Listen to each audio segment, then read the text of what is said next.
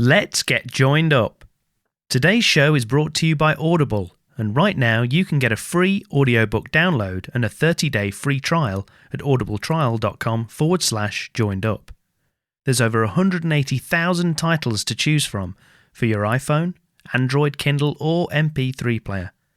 So thanks for tuning in to the Joined Up Writing Podcast, a regular show about all things writing, including interviews with authors, screenwriters and key figures from the publishing industry. Plus loads of hints, tips and inspiration for all creatives. You can follow us on Twitter at JU Podcast, leave a quick iTunes review or just tell a friend.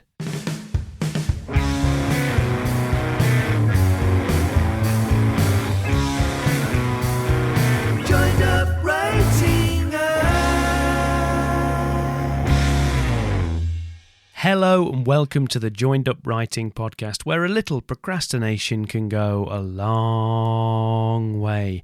I'm Wayne Kelly and it's episode 151 with debut novelist Ericka Waller here to talk about her book Dog Days, overcoming adversity and rejection, and also the merits of paying for a professional edit. Ericka is engaging and inspiring and I know you're going to enjoy the chat. You may remember that I mentioned that Ericka was one of the people that has very kindly taken the time to look at the manuscript of my novel, Safe Hands, and she gave me some really helpful feedback on some of the issues that might be causing a bit of a disconnect between potential readers and my book and the main character. Well, that feedback, along with the comments I've had from others, has caused me to start working on the book again, overhauling the beginning, but also re-evaluating what I've failed to give my readers in those early chapters. I really do feel I'm starting to get a little bit more objectivity with it, and I've come to realise that many of the problems that I've got come from the fact that the book, or short story as it was when I started, that the book that I originally set out to write in the beginning was a knockabout lock, stock and two smoking barrels type heist story. However, it's quickly become something much more emotional, and really it's a book about toxic masculinity and failed fatherhood and asking whether we can really ever fully atone for the mistakes we make in our relationships. That's what the book's become, but I now see the beginning of the book still has far too much of that original 90s tone about it, which is how Ericka described it. And it's interesting because I've written about 10,000 words of the sequel to Safe Hands, and my main character is now much softer and easier to root for. And for the first book to work, I don't want to lose those initial flaws and unlikable traits, but I do need to find a way to make him more rounded from the start of the novel. So that's just some of the psychological grunt work that I've been working on. But how about you lot? What have you been working on? What problems are you looking to solve? I'd love to hear what you're up to and also what you'd like to hear in the podcast. So don't forget to get in touch. And you can do that by tweeting me at JU Podcast, emailing wayne@waynekellywrites.com or dropping me a line on the FB page. Also, don't forget to join the email mailing list at joinedupwriting.co.uk. It's totally free and you get a couple of downloadable goodies when you sign up. And you'll be the first to find out about upcoming shows and events. Right. Let's hear today's interview with Ericka Waller. So Ericka lives in Brighton with 3 daughters, too many pets, and a husband. She's an award-winning blogger and columnist, and when she's not writing, she can be found walking her dogs, reading in the bath, or buying stuff on eBay. Welcome to my club. Dog Days is her first book and is out this month everywhere you can find good books. So enjoy the chat, and I'll be back at the end for the sign-off.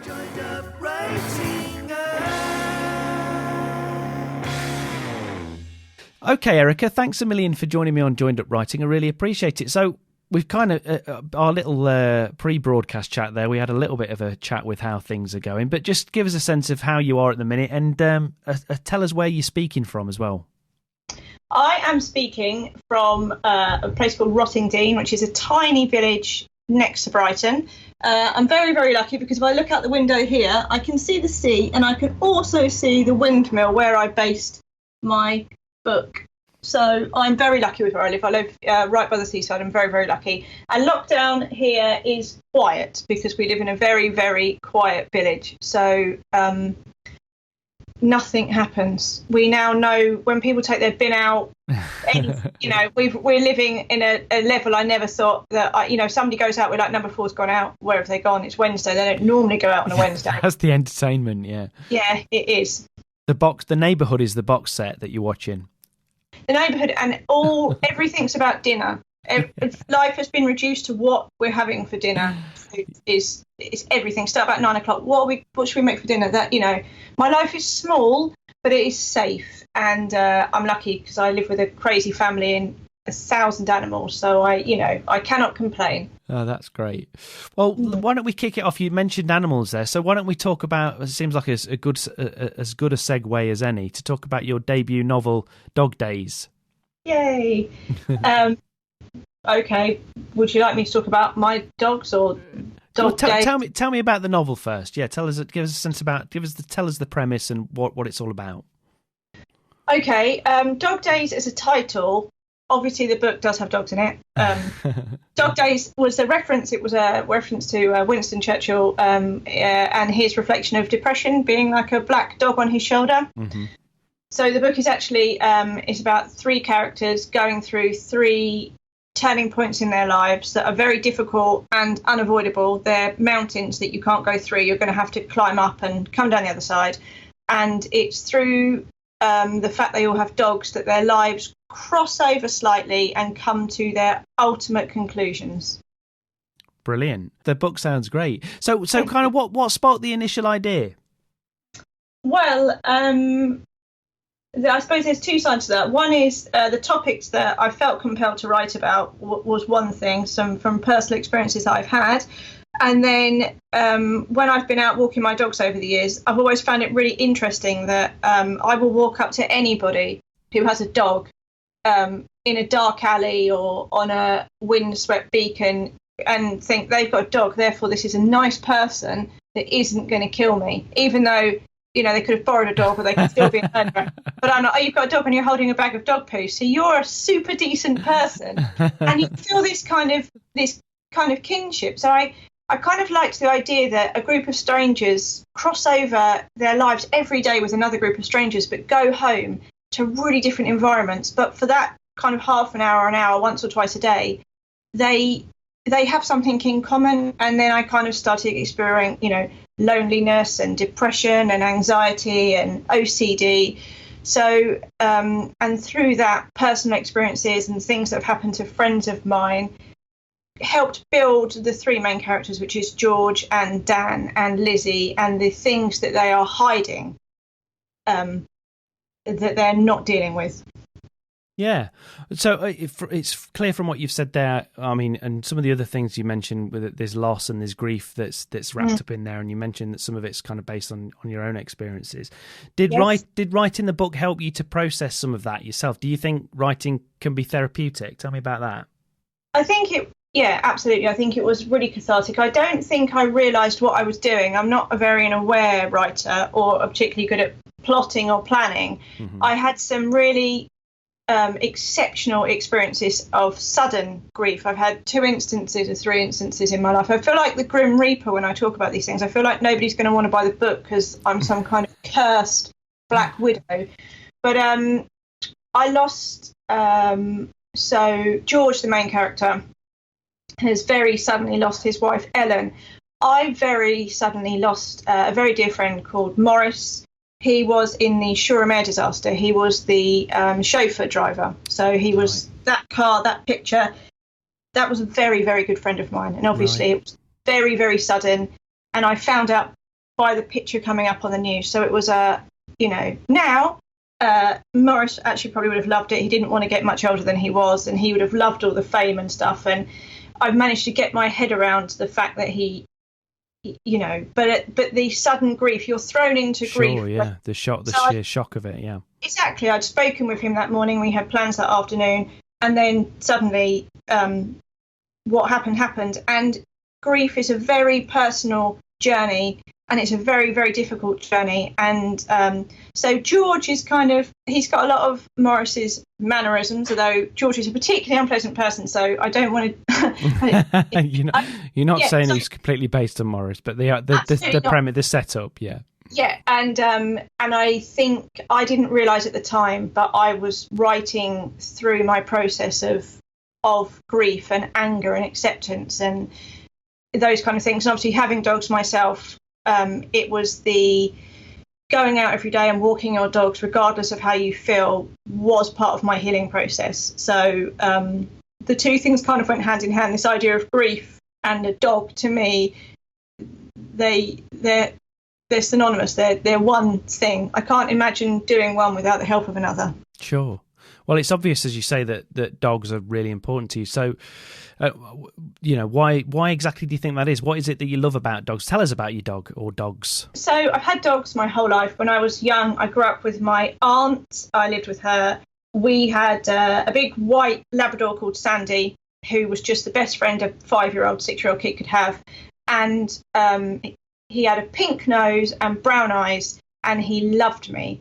And I just knew when I was older and I had children that they would have this white Labrador with a pink nose. Mm-hmm. So we've got Buddy. Buddy is played by Fitz in the book, who's a more intelligent Labrador than my lovely Buddy. So, like you see these television programs and you're like, hey, look, Buddy, that dog's helping with the washing and stuff. And, my Labrador still needs encouragement to go up like a low step. You have to go, come on, Bud, come on. Do you think it's intelligence, though, or do you think it's maybe just he's a little bit lazy? I really think it's intelligence. I mean, about 8 years ago, we swapped the dog bed with a tortoise cage. A tortoise cage has got an open top. It's just like a big bowl. Yeah. And still every night, Buddy will step in the tortoise bowl. And you have to go, no, Budgie, when we talked about it, the tortoise lives in here now, in your basket that smells of you. So he is super thick, but unconditional love. So but why lovable, do I... yeah. They don't answer back. I find they're constant for me, really important. It's the routine I have with them and the fact that they adore me. If I'm angry, if I'm sad, if I'm happy, they don't care. They just want to be with me. It's a very simple relationship. You feed them and you walk them and they adore you and they're loyal to you.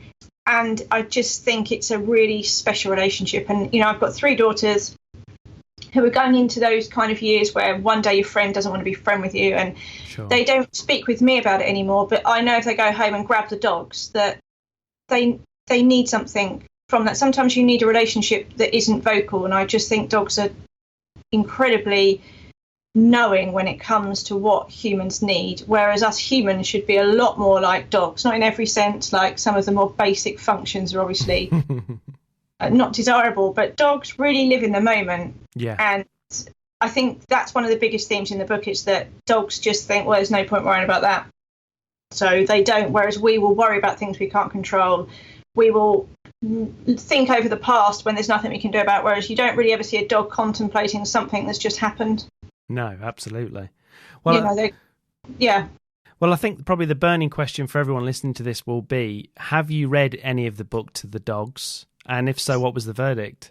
Well, obviously, they're my toughest critics, obviously. I also have I have a very miniature dachshund called Weena. She's played by Poppy in the book. Again, I like to give too much information, so I had a really sudden hysterectomy, and I thought that a miniature dachshund would be like a replacement baby. She's more like a mini Margaret Thatcher. She's really mean and stern and no nonsense, and she barks at everybody, and she's really territorial, and she'll take on everybody. I mean, we would have all had the vaccine if my dachshund had anything to do with it. She gets things done. And she's the boss of the Labrador and the other dog, and we've got like a giant house rabbit, 8 times the size of Weena. Everybody knows who's boss in the house, the tortoise, the guinea pig. Weena runs the roost. Not what I was expecting at all from a small dog. But so we have her, and then I have a Brussels Griffon, which please Google it because it's the best thing ever. They are the dogs that George Lucas had when he was writing Star Wars, and they are what the Ewoks and Wookiee are based on. Oh, yeah, I know the dog you mean. Yeah. Got one of them as well. Oh, fantastic. So it sounds like with the tortoise and all the rest of it, it sounds like you got a bit of a menagerie there then. I can't say no. But, like, in context, right? I mean, obviously some things that are a hard no, but I can't really say no to animals. As I say, the more people I've known and the more I like animals. I think it's fair to say. Also, as I mentioned briefly, I have quite a severe illness. I have rheumatoid arthritis, so I'm at home a lot. And I kind of thought about 10 years ago when I first got diagnosed, well, if I'm going to be at home, I'm going to make my home a really cool petting zoo, because then I won't be bored. So over the years, I have accrued many animals. Yeah, well, and with good reason by the sounds of it. So let's take a bit of a step back then. So tell me a little bit about your background in general, where you grew up, and what your earliest memory of writing was. Okay, I grew up in a place called Hertfordshire. I was born in Hemel Hempstead, so was my husband. And I think the best way to describe it is that Mickey Flanagan thing where he said, we didn't go to the school where you drive the van. We went to a school where you might load the van. Does that, I know exactly what you mean. Yeah. So we were making ashtrays. We genuinely were making ashtrays. That's the kind of place I went to as well. Yeah. Yeah. We went there, and it was. Nothing was expected. We didn't go to university, and things like that weren't kind of expected. But I was always a very keen reader. I can't remember a time when if I read a book and I didn't like the ending as a child, I would kind of just rip that page out and I would rewrite that. It was something. It was just in me, I suppose. So I've always written, and I've read a lot of books, and then I used to write some really truly bad poetry and songs and school play lyrics and that kind of thing, and I would have a few poems published. And it wasn't until I had my first daughter and I started a blog that did quite well. I blogged for Brit Mums and Baby Centre, and I won a couple of blogging awards. Then I got my journalist degree and I ran a column for the Argus for a long time, and I won an award on that. And I thought, bite the bullet, try and write a book. Yeah. So I did write 2 really bad ones, and then I wrote a better one and I got a publishing deal. I don't think it was too seamless. It was a very jagged, messy journey. As it is for most people. But it sounds like you and I had a similar education and upbringing or whatever from that sort of view, quite working class. So in terms of, you can sort of remember being quite young and having that desire to write and wanting to change the end of stories in different bits and pieces. Mm-hmm. How did that kind of go down in the family? Was it something that you sort of you did in secret, or did you share it with your family and friends? And tell me about that. Love you, Mum and Dad. I grew up in pubs, so it was a bit like, Mum, I've written a poem. Okay, darling, just going to have one more drink. It wasn't like I'm going to be honest. I think it's really important. I find honesty and genuineness really honest. So yeah, I agree. I was just, my parents were very much like, get a job, get a job, move out, get a job. My parents moved to France when I was about 20 years old, so we were already out the house and, kind of in full-time employment. So I wouldn't say it was a lack of encouragement, but, my mum hasn't read my book, and I probably won't send it to her. But she will say things like, I read so-and-so's book the other day. You should really have a look at the way they write, And my brother John, I've got 2 brothers who are, the loves of my life, and he'll sort of say, Wilbur Smith's written a book on how to write. I said, that's great, but he kind of writes quite a specific type of book. Quite a genre, yeah. Quite a genre, and I don't. He goes, yeah, but they're really good books. I was like, yeah, but okay. It's so...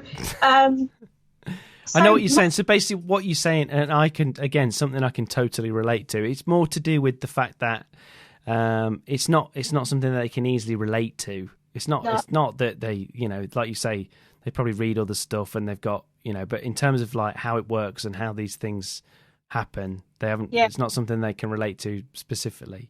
No, when I said I was meeting an agent, they said, we hope you get the job, dear. And I was like, no, she hopes that she gets it. My mum was like, it's no need to be like that. We didn't bring you up to be that way, We were, I say, and I think we were a salad cream family. And I think that sums up my childhood, That's a great way of putting it. Yeah, I didn't know mayonnaise existed until I was about 16. It didn't. I mean, the first time I tried pesto, I was like, I'm going. I'm gone. I'm out of it.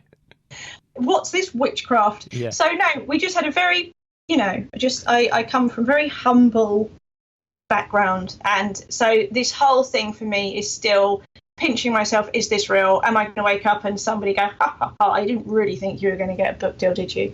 So it's a lovely, it's a fantastic experience, but it's also like achiever's guilt, like survivor's guilt. Yeah. I kind of have like you've succeeded guilt. It's an odd feeling.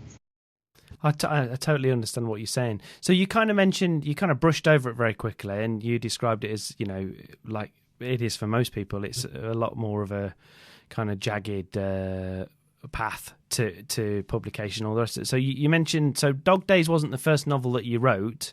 Well, obviously it's the first one that was successful and Oh got no, published. if you search on the internet, you can find those other books. I wrote a book called All right, okay. Of a Mother Inferior, which it was published with Britain's Next Bestseller, which is kind of like a crowdfunding thing. So if you get 250, 300 copies paid for, the book gets published. I see, yeah. So I brought Confessions out with that, which is kind of slightly, here's another sad story. The reason I began to really pursue writing, I had a very, very, very wonderful friend at work called Sarah, and she had an aneurysm at work with me, and she passed away there. She left behind 3 children under 9, and I just had my first daughter. And I remember thinking, you've got to do something with your life now. It was the biggest wake up call. It was like, what are you doing? You work in marketing, you don't like marketing. What are you doing with your life? And I just left my career and I went and did my journalist stuff. The book is impartially dedicated to her. My children are all named after her. Her sister and I are very, very close, and her children are the most fantastic adults now. But I've had some really big moments in my life where I've kind of thought, what are you doing? What are you doing? You've got to... I just had this feeling that if I was to die really suddenly, at my funeral, there would be nothing to say about me. Does that make any sense? Yeah, For my I think it's something a lot of people think about, yeah.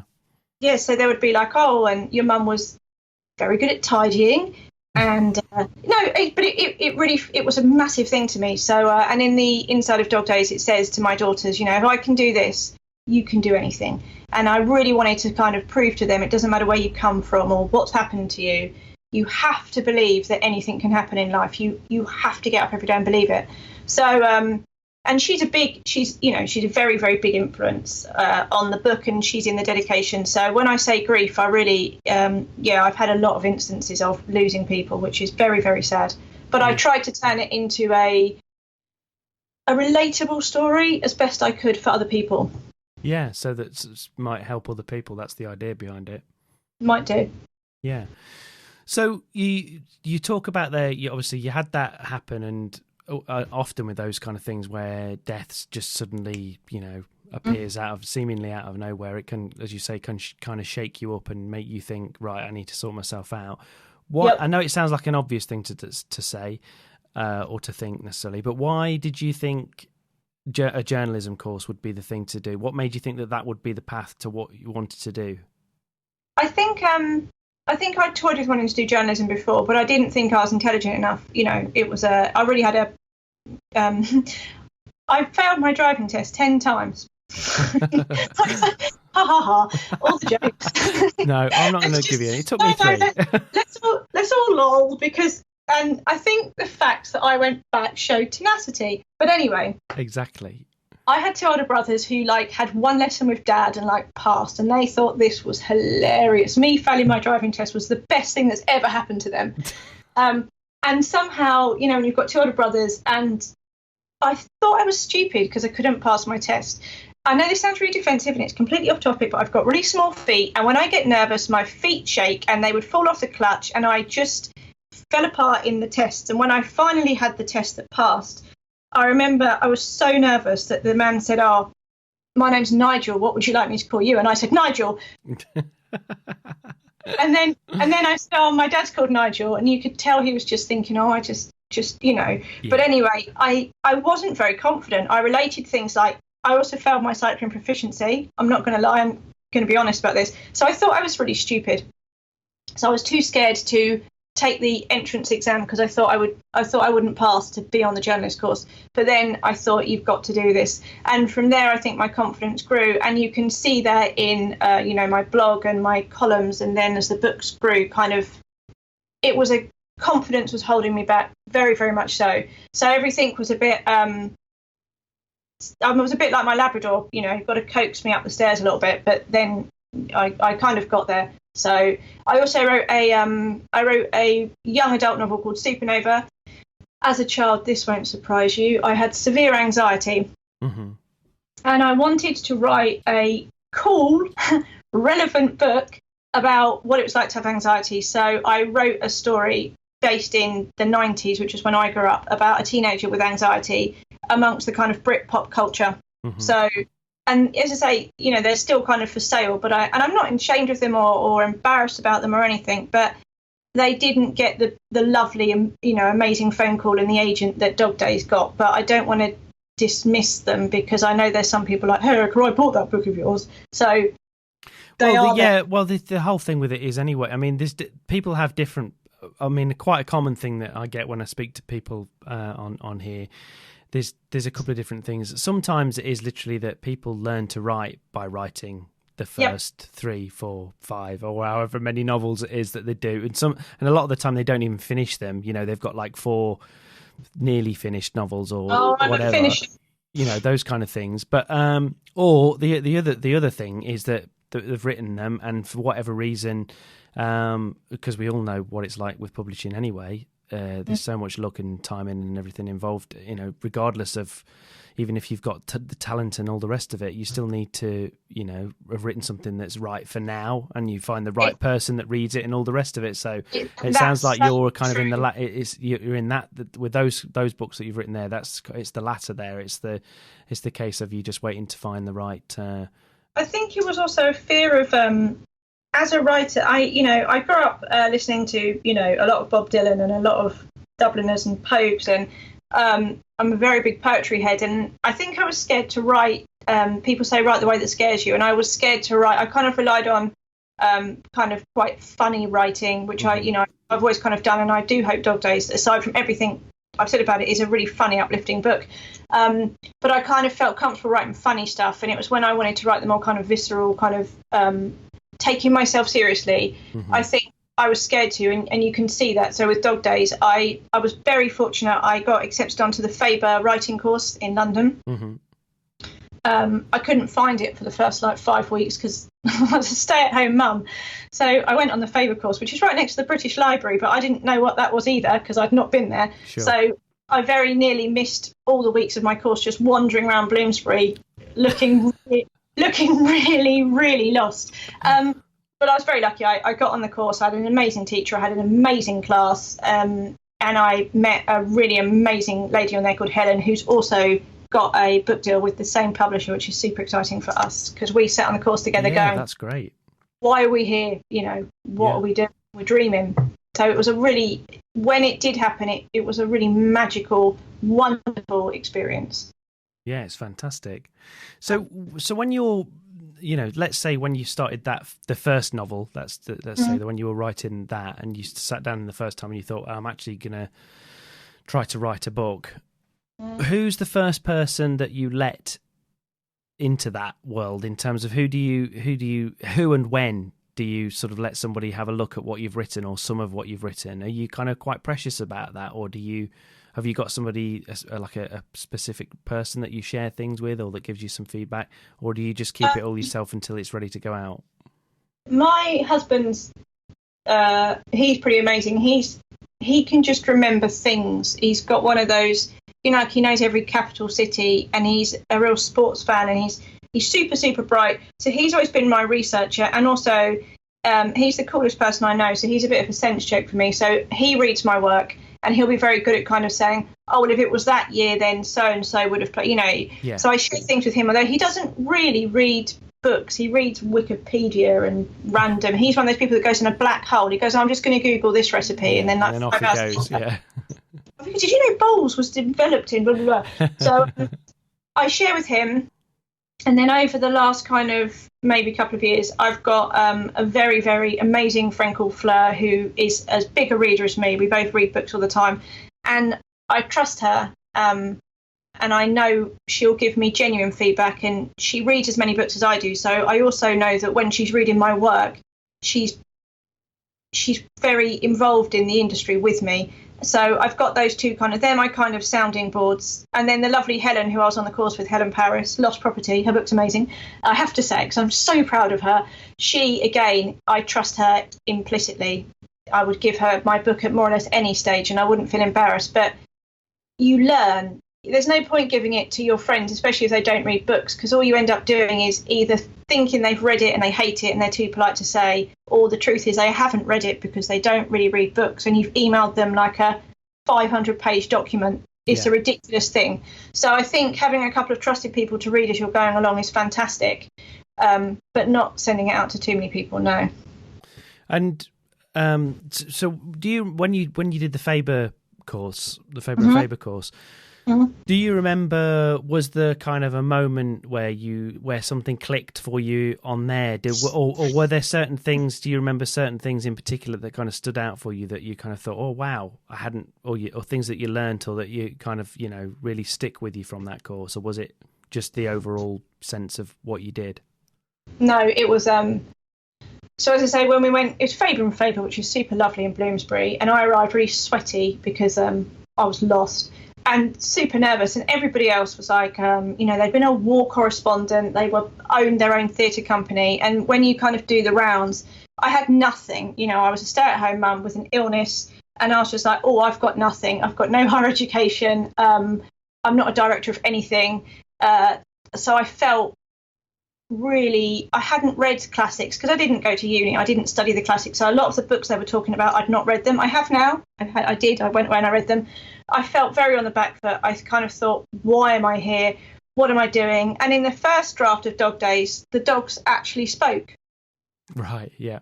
Yeah, I like that you laugh because actually that's what happened on the course when I read. I was like, do you know what, guys? I'll read my first chapter out. And they were like, oh my God, your dogs talk, what are you doing? Why don't you write a proper book? You say that, but I didn't laugh as in I think, oh, it's stupid. I mean, there's nothing wrong with it. If you can make it work, then it's great. I mean, it's kind of a different my dogs, thing. they do talk. But it was very much, okay, and this week kids come along and, dogs talk in a book. And because it was 3 separate stories, they were like, why don't you just write a book, rather than 3 short stories? And so I felt really oh my God, I've really messed this up. I've written this really weird talking dog mishmash of short stories. But then I also thought, I'm stuck with this now. I'm committed to this book now. I've got no time. Everybody kind of said on the Faber course, if you want to go through this process and be successful, finish your book by the time it comes to submitting to agents. So I thought, well, I'm going to have to carry on with this weird book I've got going now because otherwise I'm going to have nothing. So I just kind of thought, I'm going with these characters that have appeared in my head, and they've got a story to tell. So I'm just going to let them tell it. And it seemed that talking dogs were all right, as it turned out. So it was mostly the course made me feel like I was being an idiot for trying. It was a very different experience. I sort of thought, what am I here? I would cry quite often on the train on the way home because I just thought, oh, you idiot, this is costing you so much money. And my husband was having to take that day off to take the kids to and from school, and I thought I was wasting time and money, if I'm honest. And it wasn't till towards the end of the course when I'd finished the book and the tutor on the course sort of said, look, Ericka, I think this is really good and I think you're going to do okay. At that point, I started to think, oh, maybe this is a good idea. Maybe I'm going to be okay. Yeah. Well, you obviously stuck with it, so you persevered. So how much of it, when you first took it, was it kind of you'd done a huge swathe of it and you nearly finished? Was a lot of the time that you spent there editing? No, it was a really weird story. I'd more or less given up on book writing. Bear with me, I'll be very brief. Went to Latitude. Sleeper were playing in the afternoon slot. Loved Sleeper as a child. And she happened to mention on stage that she was 60. And my husband and I were like, we don't believe you can't be 60. So my husband Googled her and he said, Ericka, she runs, she's a tutor at Curtis and Brown writing course. You should go on her course. I didn't know that either. No, she's amazing. She's Justin. Is that no, Justin. not it's Louise Weiner. Louise Weiner. I was getting her mixed up with Justine Frischmann. Is it? It was. And although she did make Blur create some truly amazing music, but yes. Anyway, so he was the one that said, look, there's this writing course, why don't you do it? And I said, no, I'm not going to do it. And then I put together the very first chapter of what is now Dog Days, more or less unchanged, sent it to Curtis Brown, and they said, no, the submissions have already closed and we have picked all of our people. So I was like, look, James, I tried it. It's not going to happen. And then he said, look, Faber have still got their one open. Why don't you just send it to Faber because you've done it? And Faber also offer you 1,500 words explaining why you should go on their course. So I was like, rolled my sleeves up like, here's my life story. So that was how. And then I know it sounds really, I can only be honest, I didn't think up the book. I just got these characters in my head and I could see them and I could hear them, and I could see their houses, and I could read their thoughts, and I didn't know what was going to come out of my head till I put my fingers on the keyboard. And that's as honest as I can be about how I write. I didn't think I'd like to write a book about an old man who's miserable. George just moved into my head with his suitcase, you know. It's quite instinctive, and off you went. Yeah, and the same with Dan, who's really struggles from OCD, and he's a counsellor, and he can't accept his sexuality, and he came to me. And then Lizzie, who's a very complicated character with a lot of issues, hiding in a woman's shelter with her son Lenny. Again, she just was kicking around in my head, and that's how I experience writing. I wish I could say I'm going to write a really great adventure about XYZ, but it isn't how it happens for me. It's just different. So when you obviously you mentioned you've got chronic illness that affects your day-to-day life and all the rest of it, and you've got a family. So how did you and how do you fit writing around all that stuff, plus the dogs, obviously? I'm one of those really annoying Virgos, a real perfectionist, annoying, irritating, list-making, finicky, hard on themselves people that just gets up and writes those horrible lists: get up, make bed, do 1,500 words, walk dogs, clean out oven. That is kind of because I went from having a career to having 3 children in 3.5 years, so life changed really quickly, and the only way that I could cope with it was to still keep my day as if I was kind of working. So I tend to do I get up and do school run and stuff, and then I go back to bed in the afternoon for about 2 hours because of my lovely concoction of drugs. And then when I get up, I'm kind of like the roadrunner again for a few hours, and then I'll kind of collapse and sleep again. But when I write, it's quite intensive, so I'll write a book in about 3 months, and then I'll edit it at leisure. So I don't write every day. I write every day when I'm writing, but on the days that I'm not writing, I don't put pressure on myself to do it, every single day. And I don't know. I think I still haven't really admitted my illness to myself on some level. So I think the day that I finally accept, actually, you've got this really bad illness, maybe everything will change. But I still get up thinking, nah, they've got it wrong. I'm fine. I'm just gonna crack on. Yes, that's very much the. I had this is another sad story. My lovely aunt that I lived with, she passed away. She passed away not that long ago, a few years ago. I was very lucky. I had her in my life for quite a long time, and she used to say to me, "It doesn't matter. It doesn't matter what's happened. It doesn't matter. You get up, you wash your face with a warm, clean flannel, you have a cup of tea, and you take your dogs out." And I've just done that every day, even when I feel rubbish, or even after everything, initial rejections from the book. I've just kind of followed what I get up and I wash my face with a flannel and I drink a cup of tea and I take my dogs out. And then by the time I've got back from there, generally I think, right, come on then, Day, let's be having you, like Delia Smith on that football pitch. let's be having you. I love that. It's one of my favourite things that ever happened. It's a great clip. So you've kind of hinted at it that, you don't really plan or whatever, but I mean, presumably since Dog Days, I'm guessing you're working on something else, or you have worked on other things. I have done my second book. So when you started the book after that, did you, I'm not asking you to go into loads of detail about what that book is and all that kind of stuff. You can come back on and talk to me about that another time if you like, but that's fine. But just in terms of when you came up with that idea or whatever, how did you approach it? Was it exactly the same? Was it a bunch of characters and off you go? Or do you sit down and you think about a chapter plan, or do you write down a key scene, or do you start at the beginning and off you go? It was I think one thing that I do is I kind of treat my brain a bit like a sausage factory. So I shove loads of stuff in one end and I wonder what's going to come out.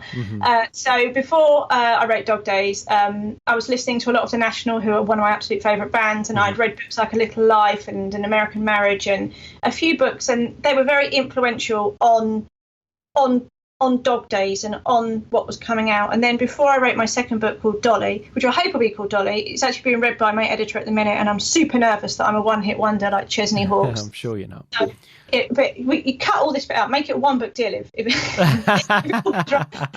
you know what? I was just I was going to sleep one night and just this old woman just came into my head, this little old woman, and I could just see this little woman in a onesie with her curlers on her head in a really old-fashioned house. And I just got up in the morning and Dolly kind of appeared, and then I really don't know what happened. I was watching a lot of Poirot with Peter Ustinov at the time. Mm-hmm. I was listening to quite a lot of Dean Martin, and this, adventure about a missing raincoat just kind of happened, set in Brighton again. So I just I let Dolly do what she wanted. I let her go where she wanted, and I just went with her.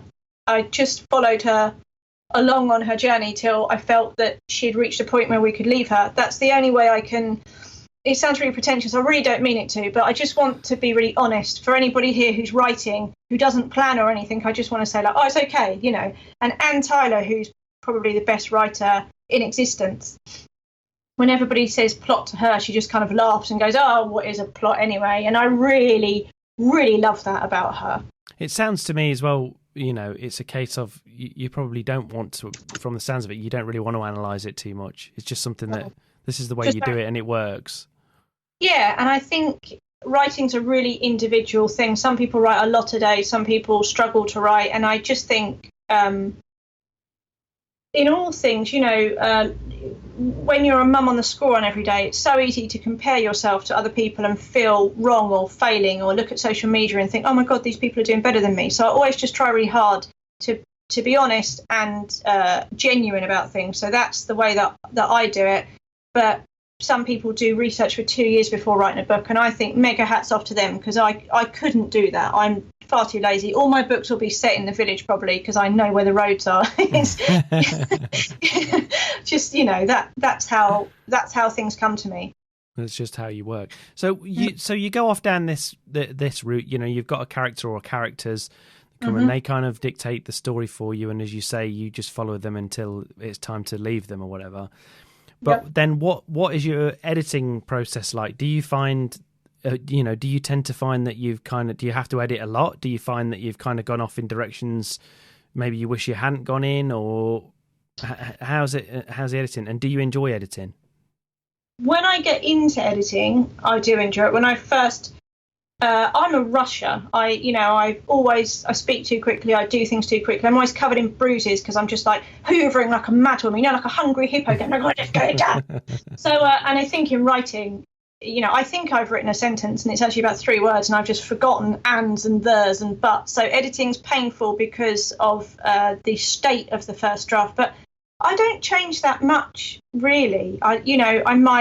Sometimes I'll decide a character is a bit similar to another character, so I'll give them more. I really like irrelevant characters with traits that you never understand why. Like a man that always carries a pink plectrum but no guitar. I just love these sorts of things in books. So I kind of I would do that, but it's really when it goes to I've got a really fantastic agent who is a really great editor. So I send it to her and I really trust her, and she's always really good at saying, like, well, this works and I'm not sure about this and stuff. So normally when I get that back from her, I hiss and spit and I have a big tantrum. I go, I'm not going to write anything else. Like everybody does. I'm going to work in a library or Waterstones, which I still quite like to do. And then I stop sulking and I realise she's right. And then I just do this self-punishment thing where there's an option on Word where a really generic computerised voice can read out what you've written. Oh, yeah. And I do that. So I listen to my first edit and I change it manually, while this book reads it out, this voice does it. So I do that. And now, as I say, it then goes to my actual editor, and then, fingers crossed she likes it. If not, it will come back with a lot of red pen on it. But that is part of the process. And all these people are trying to do is make your book the best it can be. And I think if you just keep that helmet on, these people just want to see it do as well as it can do. That helps with the feedback, Yeah, bearing in mind, remembering that you're all going in the same direction and it's all for the common good. Yes, all of that stuff. So as you've been going along, what would you say has been the most helpful piece of creative or inspirational advice you've been given? It might not even necessarily have to be writing related.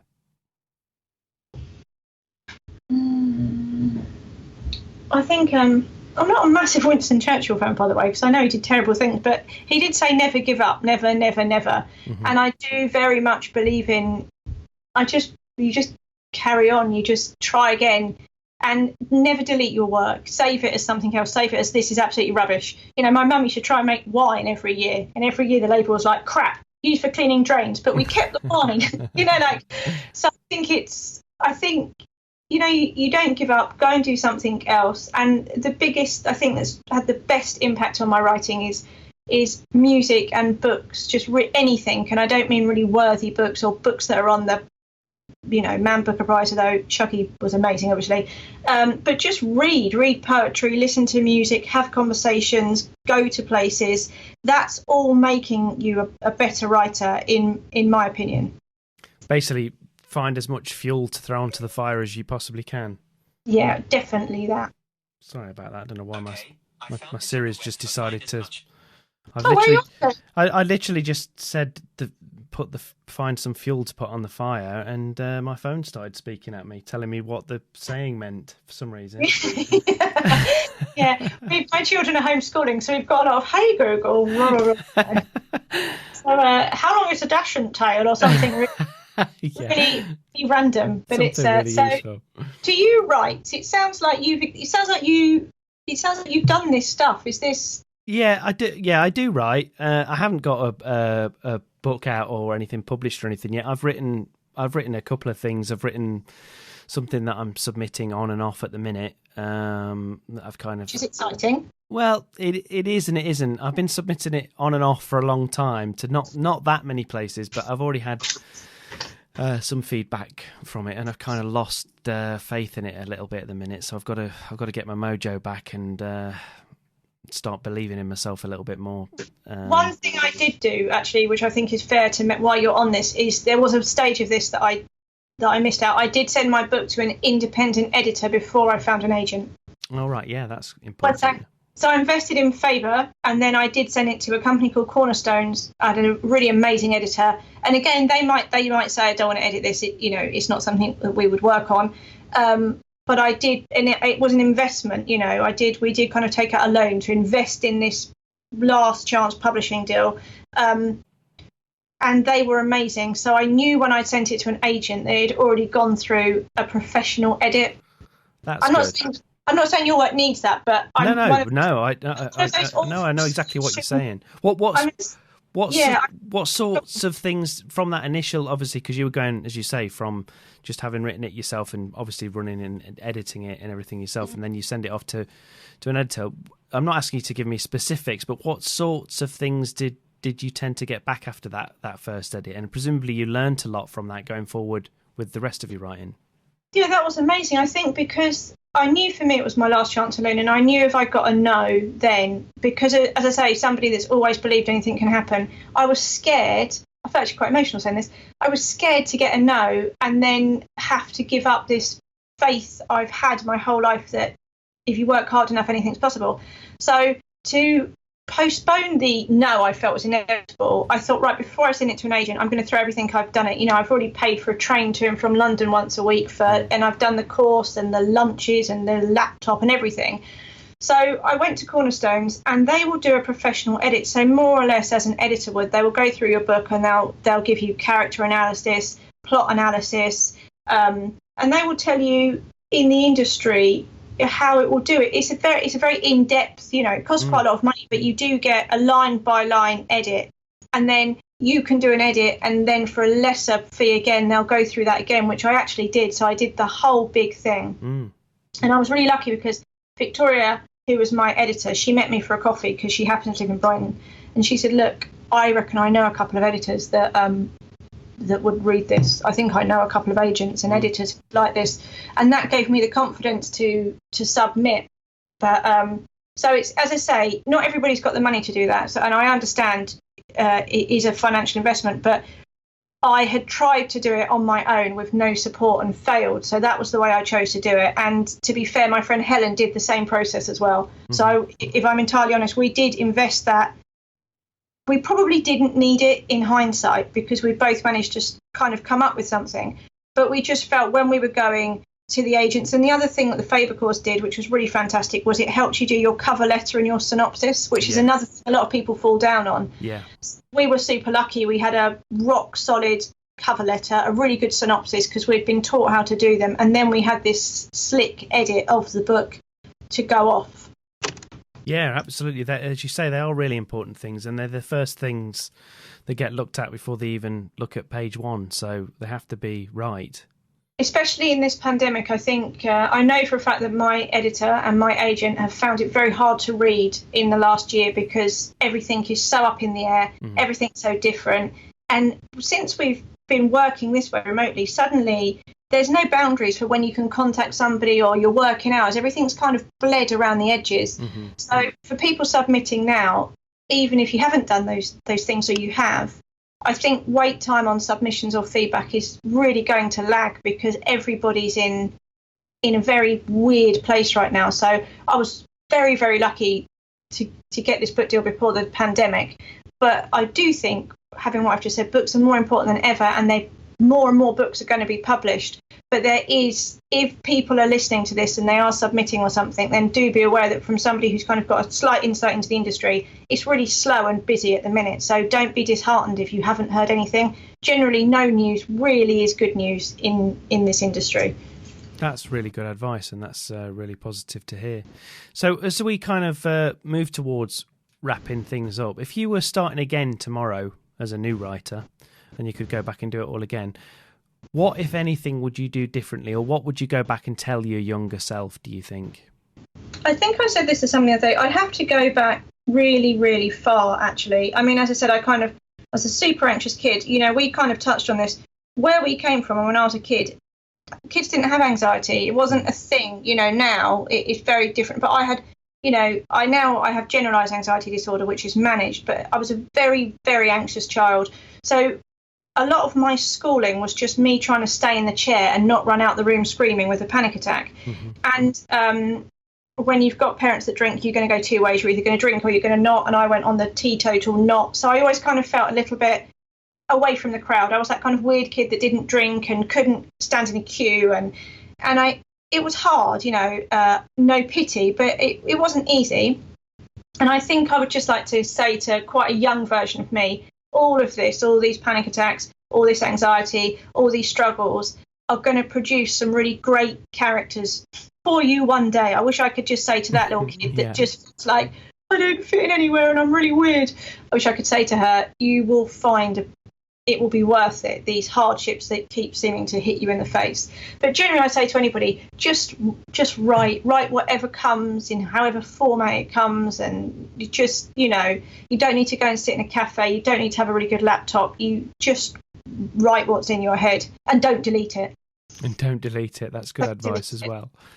So, okay, so why don't you tell us, give us a sense of, you kind of touched on it a little bit earlier, but just give us a sense of what's up next, remind us of when the book's coming out, and also tell people where they can find out more about you online. Okay, don't Google me too much.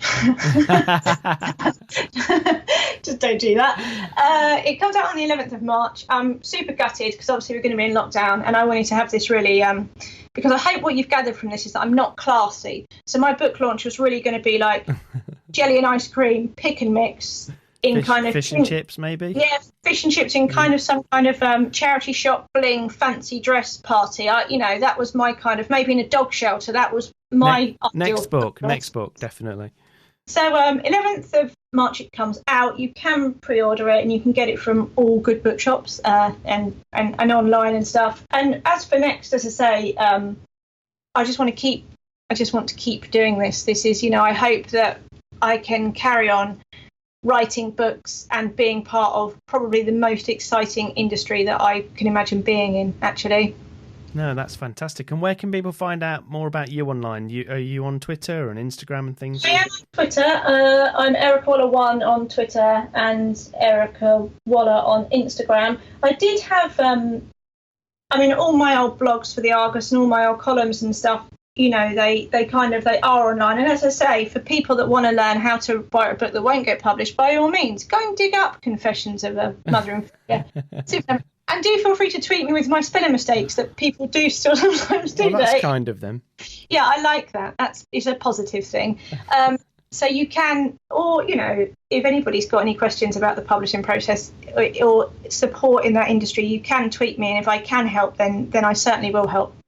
Oh, that's great. Well, it's been great to talk to you, Ericka. But for the time being, thanks for coming on Joined Up Writing. Thank you very much. Joined Up Writing.